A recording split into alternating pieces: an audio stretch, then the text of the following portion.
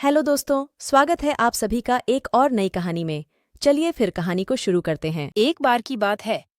हिमालय की तलहटी में एक छोटा सा गांव हुआ करता था। वहां रहते थे रामू, एक 10 साल का लड़का और उसकी दादी। रामू को कहानियां सुनना बहुत पसंद था, खासकर डरावनी कहानियां। हर रात सोने से पहले वह दादी से कोई न कोई डरावनी कहानी सुनाने के लिए कहता।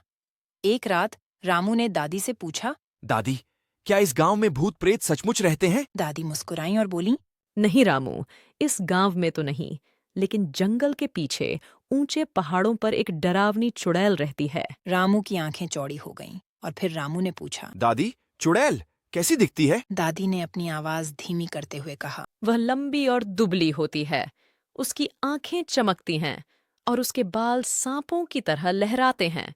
लेकिन सबसे डरावनी बात है उसके नुकीले दांत। वे इतने तेज होते हैं कि वो किसी की भी मुंडी एक ही झटके में उड़ा सकती है। इसीलिए उसे मुंडी खाने वाली चुड़ैल कहा जाता है। रामू सहम गया। उसने दादी से पूछा। दादी, क्या वो कभी गांव में आई है? दादी ने सिर हिलाया और बोली, नहीं, वो जंगल से बाहर नहीं निकलती। पर अगर कोई बच्चा रात को अकेला जंगल की तरफ जाता है तो तभी अचानक बाहर हवा चलने की आवाज आई। पेड़ों की पत्तियां सरसराहट करने लगीं। रामू डर गया। उसने दादी का हाथ पकड़ लिया। दादी ने उसे दिलासा देते हुए कहा। घबरा मत रामू, वो चुड़ैल है तो बाहर तूफान ला सकती है, पर वो हमारे घर में दाखिल नहीं हो सकती। कुछ दिन बाद गांव में एक मेला लगा। रामू मेले में बहुत जाना चाहता था, लेकिन उसकी तबीयत ठीक न होने के कारण उसे दादी नहीं ले गई। रामू बहुत निराश हुआ। शाम को जब सब लोग मेले में गए हुए थे, रामू अकेला घर पर बैठा हुआ था। वह बहुत बोर हो रहा था। तभी उसे याद आया कि उसके पीछे वाले खेत में आम के बहुत सारे पेड़ हैं। आम तोड़ने का लालच उसे रोक न सका। उसने सोचा, थोड़ी देर के लिए ही तो जाऊंगा, दादी को पता भी नहीं चलेगा। बिना दादी को बताए रामू खेत की तरफ भाग गया। वह आम के पेड़ों के बीच खुशी खुशी घूम रहा था, जब अचानक उसे किसी की हंसी सुनाई दी। वह एक भयानक खींखी हुई हंसी थी। रामू घबरा गया। उसने इधर उधर देखा, लेकिन उसे कुछ नहीं दिखा। हंसी फिर गूंजी। बच्चा अच्छा लग रहा है, जरा और पास आ जाओ, तुम्हें बहुत स्वादिष्ट आम दूंगी। रामू को अचानक दादी की बात याद आ गई। उसकी टांगें कांपने लगीं। वह जानता था कि यह चुड़ैल की आवाज है। उसने पीछे मुड़ने की हिम्मत नहीं जुटाई, लेकिन धीरे धीरे पीछे हटने लगा। हंसी फिर गूंजी। कहाँ भाग रहे हो? रुक जाओ, ये आम बहुत मीठे हैं। रामू तेजी से भागने लगा। उसे जंगल की तरफ जाने का ख्याल भी नहीं आया। वह सिर्फ अपने घर पहुंचना चाहता था। वह दौड़ता हुआ गांव के पास पहुंचा ही था कि किसी ने उसे पीछे से पकड़ लिया।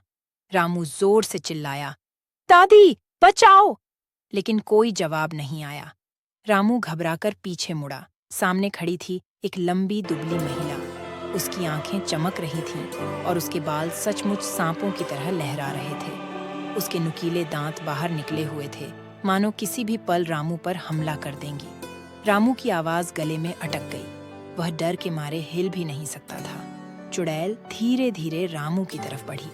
उसकी हंसी अब और भी जोरदार हो गई। अचानक रामू को अपनी जेब में रखा हुआ हनुमान जी का छोटा सा मूर्ति याद आया। उसकी दादी ने उसे हमेशा अपनी रक्षा के लिए रखने को कहा था। रामू ने तुरंत जेब से मूर्ति निकाली और चुड़ैल के सामने हवा में लहराया। चुड़ैल जैसे ही हनुमान जी की मूर्ति को देखी, वह चीख उठी, मानो उसे जलन हो रही हो। वह पीछे हटने लगी। रामू ने हिम्मत जुटाकर कहा, हनुमान जी, आपकी कृपा से मैं बच गया। चुड़ैल गुस्से से बोली, तू बच गया इस बार, लेकिन अगली बार इतनी आसानी से नहीं बच पाएगा। यह कहते हुए चुड़ैल जंगल की तरफ भाग गई। रामू वहीं खड़ा रहा, हनुमान जी की मूर्ति को सीने से लगाकर। थोड़ी देर बाद जब उसका डर कम हुआ तो वह भागकर अपने घर गया। घर पहुंचकर उसने दादी को सब कुछ बताया। दादी ने उसे डांटा, लेकिन यह भी कहा कि हनुमान जी की मूर्ति ने ही उसे बचाया। उस रात के बाद रामू कभी भी बिना बताए जंगल की तरफ नहीं गया। उसने अपनी डरावनी कहानियों से सबक सीखा। तो दोस्तों, ये कहानी आपको कैसी लगी? कमेंट में ज़रूर बताएं। अगर आप ऐसी ही और कहानियाँ सुनना चाहते हैं तो लाइक करें और इस चैनल को सब्सक्राइब करें।